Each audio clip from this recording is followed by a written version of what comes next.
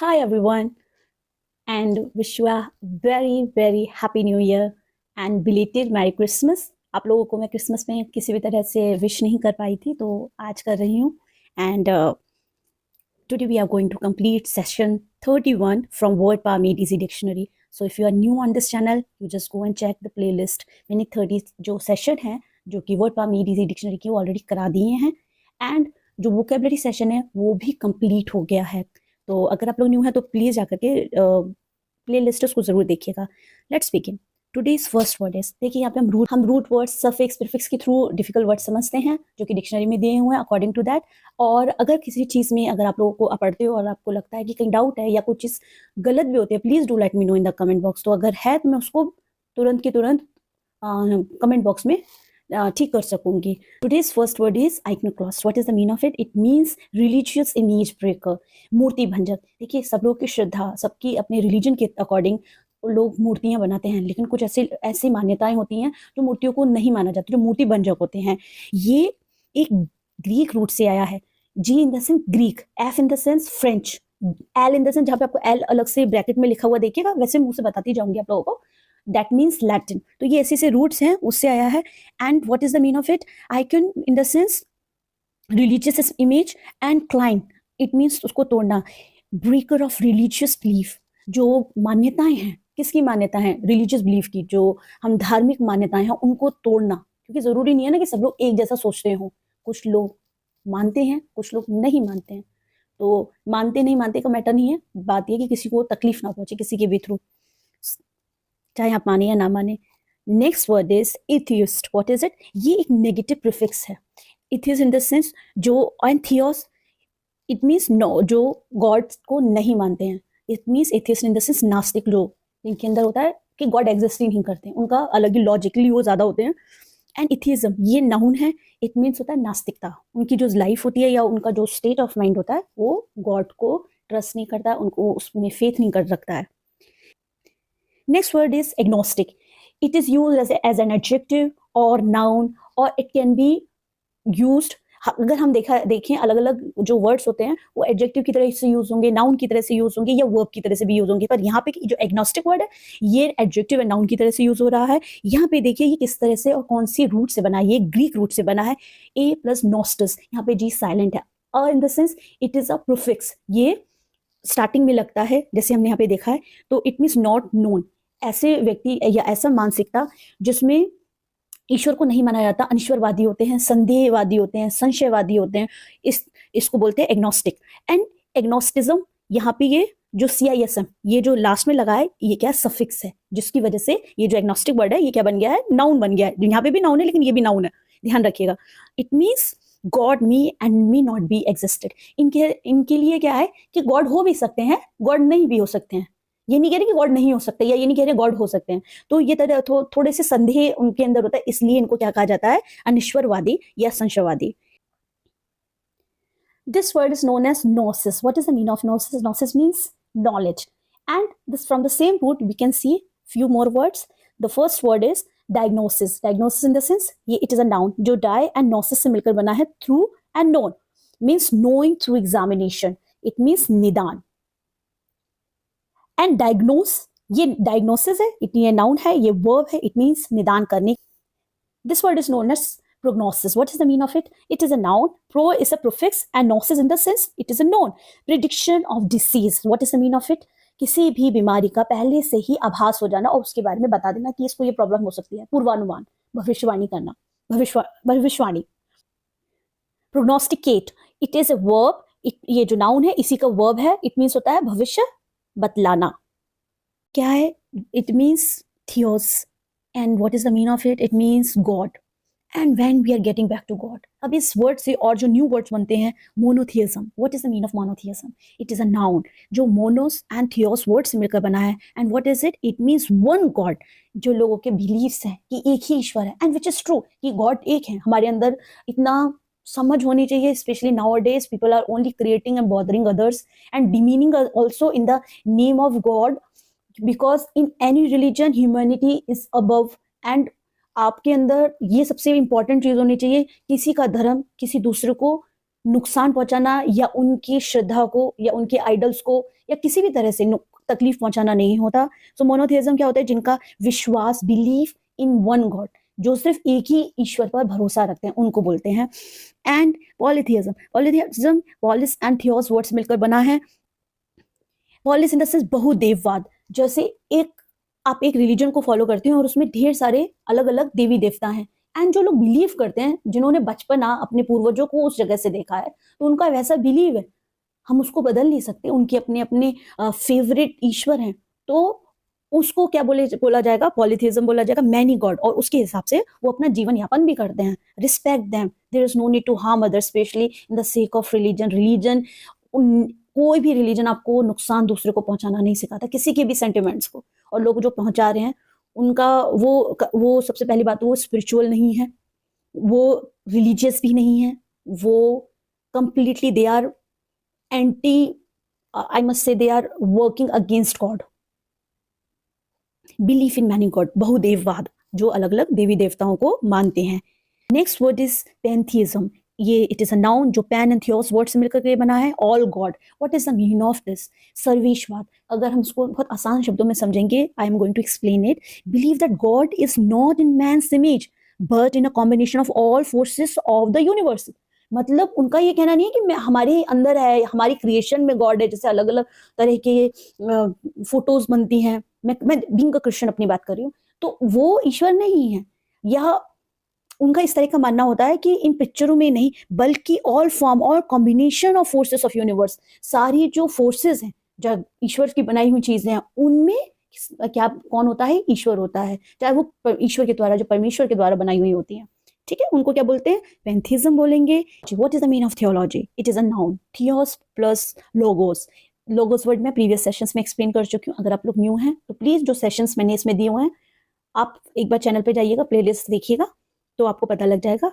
God study, what is the meaning of God study? It means study of God and religion, धर्मशास्त्र। आपका जो belief है, आप जिस भी रिलीजन को बिलोंग करते हैं या जिस भी ईश्वर को मानते हैं, या आपने अगर बाई चांस किसी भी जगह पे अपने अंदर अच्छा फील किया है किसी भी रिलीजन में, और आप जब उसको पढ़ते हैं, that is called, what is that is called, कहाँ से स्टडी करेंगे आप? उनके धर्मशास्त्र, उनकी पुस्तकों से। ओके, उसको बोलते हैं धर्मशास्त्र। And for instance the Bible, ये क्रिश्चियंस लोग का धर्म पुस्तक है। रामायण ये हिंदूज का है। ऐसे ही कुरान मुस्लिम्स का है। धर्मशास्त्र है, वो लोग उनको पढ़ते हैं और उसको फॉलो करते हैं। And I must say that is a very best quality if you are learning and reading it regular basis पे। अगर आप रीड कर रहे हो तो बहुत अच्छी बात है। अगर आप रेगुलरली भी नहीं रीड करते हो तो वीक में कम से कम 2-3 बार तो आप पढ़िए। जिससे, जैसे कहते हैं ना, पेट को, शरीर को खाने के लिए हम जब बॉडी को अच्छा खाना देते हैं तो हमारा बॉडी अच्छा रहता है। इन द सेम वे, अगर हम धर्मशास्त्र या इस तरह की रिलीजियस चीजों में अपने आप को थोड़ा सा भी इन्वॉल्व करते हैं, तो हमारी आत्मा बहुत अच्छे से, क्या कहा जाए, हष्ट पुष्ट रहती है, और बहुत अच्छे से आप सोचने समझने में बहुत अच्छा हो जाएंगे, है ना। And you will conduct your self very well, because you will learn, you are not learning from the world, but you are learning from the Holy Spirit, from the Holy Bible, or whichever holy book you are having. I'm not saying holy book only with the Bible and only according to me. I'm not saying, I'm only saying that whichever book or whichever religion you belong, just read it. You must learn, and that is very important. क्योंकि मैंने जितने धर्मों को देखा है, मैंने तो इतना पाया जो लोग अच्छे हैं, जो रियलिटी में अच्छे हैं, वो फिजूल की फसाड में नहीं रहते हैं। Now here, that is new word is that's called lacho. It means कामुक, जो सेक्सुअल रिलेटेड होता है। एंड हियर ये कौन से वर्ड से आया? लैकियोर वर्ड से आया। It's not lecher, it is called lecheor. ये फ्रेंच रूट है। It means to lick. And lecherous, it means भ्रष्टाचार। सच बताऊं तो भ्रष्टाचार भी होता है। इसका एक वर्ड होता है जो बहुत ही गलत एक्टिविटीज में इन्वॉल्व होता है। I don't want to call the word, but still मैंने इसलिए लिखा भी नहीं है, पर इसका अनदर वर्ड इज जो बहुत अय्याश होते हैं, जो बहुत ही सेक्सुअल एक्टिविटीज में अपने आप में इंडल्ज होते हैं। और इससे और कौन कौन से न्यू वर्ड्स बनते हैं? जैसे word is libidinous. It is an adjective. ये एक लैटिन रूट से आया है, and that is libido. What is it mean? It means pleasure which is related sexual activity, और it means, it is written here, you can see Hindi में लिखा हुआ कामुक या संगी।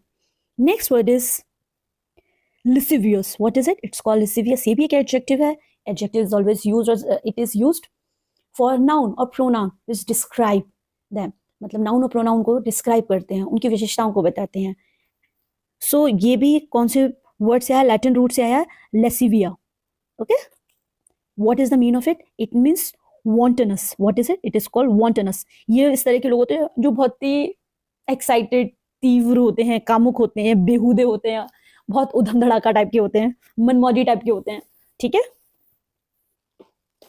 Next word is lubricious. ये भी एक एडजेक्टिव है जो कि किस वर्ड से आया है? लुब्रिकस से आया, लैटिन वर्ड से. इट मीन्स होता है स्लिपरी, चिकना, या कह सकते हैं प्रवाह में. Next word is licentious. It is an adjective जो कि कौन से रूट से आया है? जो कि लैटिन रूट से आया है. It means to be permitted. जैसे to be permitted in the sense, जैसे यहाँ पे मैंने अलग नहीं किया, जो लाइसेंस होता है वो भी परमिशन दी जाती है हर किसी के पास. जैसे गन वगैरह होती है, उसके लाइसेंस होते हैं, या हम कोई भी गाड़ी चलाते हैं, उसके लाइसेंस आपके पास होना बहुत जरूरी है. आप ऐसे नहीं चला सकते, वैलिड नहीं होता है. ओके. अच्छा, इसका कंप्लीटली अपोजिट वर्ड क्या होता है?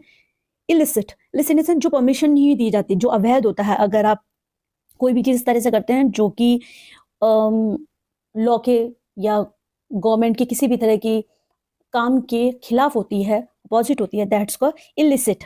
दैट इज नॉट परमिटेड, जिसको हम क्या कहते हैं हिंदी में? अवैध कहते हैं. Lewd. It is an adjective. Lewd, see कैसे बोलते हैं हम उसको? लुड.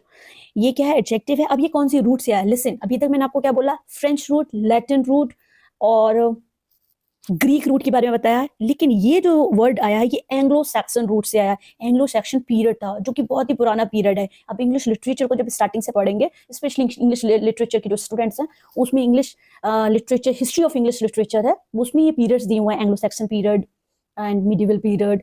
what next is Elizabethan age, Renaissance period, जिसको हम बोलते हैं, सेम, बोथ आर सेम. तो एंग्लो सैक्सन रूट से आया है, मतलब पुरानी इंग्लिश है, बहुत पुरानी. And what is the mean of it? It means violent, मतलब नीच, घिनौना. काफी थोड़े से अजीब से वर्ड्स हैं, हिंदी में अगर हम बोलते तो अच्छा नहीं लगता, बहुत गंदा लगता है. Next word is lustful. It is an adjective. What is the mean of lustful? जो कि प्लेजर, डिजायर से रिलेटेड होता है. ठीक है. What is the mean of prurient? ये कौन सी रूट से आया? लैटिन से आया. प्रूरियो प्लस टू इच, इन दोनों से मिलकर बना है. What is it? Means long itch. And exact meaning with to long for. It describes someone who is filled with great sexual desire. एक ऐसा व्यक्ति जो बहुत ज्यादा, जिसके अंदर सेक्सुअल डिजायर होती हैं, that is called prurient. And pruritus in the sense, ये एक नाउन है. It means itchy. Itchy in the sense खुजली. Next word is hypochondria. What is it? It is called hypochondria. ये ग्रीक वर्ड से आया, hypos and chondros word से आया है. And what is the mean of it? Under abdomen. अब यहाँ पे इसका अर्थ क्या होता है हाइपोकॉन्ड्रिया?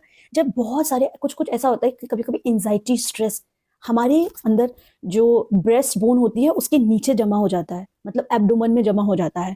तो उससे हमें कई कई बार होता है पेट में, सीने में बहुत बेचैनी, दर्द फील होता है. And that's called hypo, under abdomen, पेट के अंदर. तो इसको क्या बोलते हैं? रोग भ्रम हिंदी में बोलेंगे. And hypochondria, it is an adjective. It means रोग भ्रमी. Hypothyroid, who has an underworking of thyroid gland.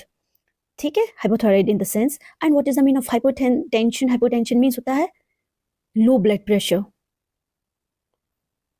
ज्यादातर जो रूट वर्ड है वो हाइपो या हाइपर से रिलेटेड है इस स्लाइड में. What is the mean of hyper? ये ग्रीक रूट से है. इट मीन्स ओवर, अत्यंत, ज्यादा होना. जैसे हाइपरटेंशन, हाई बीपी होता है बहुत सारी जगहों पे. अगर आप, मैं तो जितना मुझे हाई हाई बीपी के बारे में आइडिया है, या जितने लोगों को मैंने देखा है जिनको बीपी की प्रॉब्लम रहती है, एक तो उनका खान पान अच्छा नहीं होता, एंड इसी वजह से उनको ज्यादातर या टेंशन, स्ट्रेस की वजह से बहुत बीपी होता है. और भी रीजन होते हैं, तो please do let me know in the comment box. Okay. Hyper sensitive, कुछ लोग ऐसे होते हैं जो बहुत वास्तव में बहुत सेंसिटिव होते हैं. कुछ लोग होते हैं जो जल्दी से हर चीज को ज्यादा बहुत गहराई से फील नहीं करते, पर कुछ लोग बहुत सेंसिटिव होते हैं, तो उनके लिए हाइपर सेंसिटिव वर्ड का यूज हुआ है. इट मीन्स अत्यंत अनुभूत. अनुभूत का मतलब हर चीज को फील करने वाले, बहुत ही इम्पैथेटिक होते हैं. और गॉड ने बहुत अलग से, मतलब ऐसे लोगों को बनाया होता है, बहुत सुरक्षित भी रखते हैं ऐसे लोगों को. And what is the mean of hypos? It means under, to no.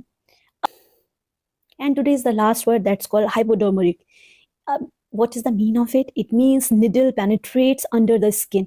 जो जैसे इंजेक्शन दिया जाता है ना, जो हमारे स्किन में डाल करके जिस तरह से दिया जाता है, जो निडल का यूज किया जाता है, जिसको हम यहाँ पे देखिए, तो इट मीन्स अंतत्वचीय. अगर कुछ स्पेलिंग में गलत हो तो प्लीज थोड़ा ठीक कर लीजिएगा. So in this session, we completed all the words from session 31. Next session I will upload soon, but not regularly basis because I am little busy. पर मैं आप लोगों के अब न्यू ईयर जैसे स्टार्ट हो रहा है और यहाँ पे काम होना स्टार्ट हो गया है और मैं काम करती रहूँगी. And again, this year may bring lots of prosperous happiness and peaceful life. And you all people, those who are learning and those who are listening through this video, please appreciate God and please be grateful, especially to your God. And surrender to yourself, your worries and your all the things, whatever you are having. If you are facing any problem, just keep your faith in Him and love yourself and be happy.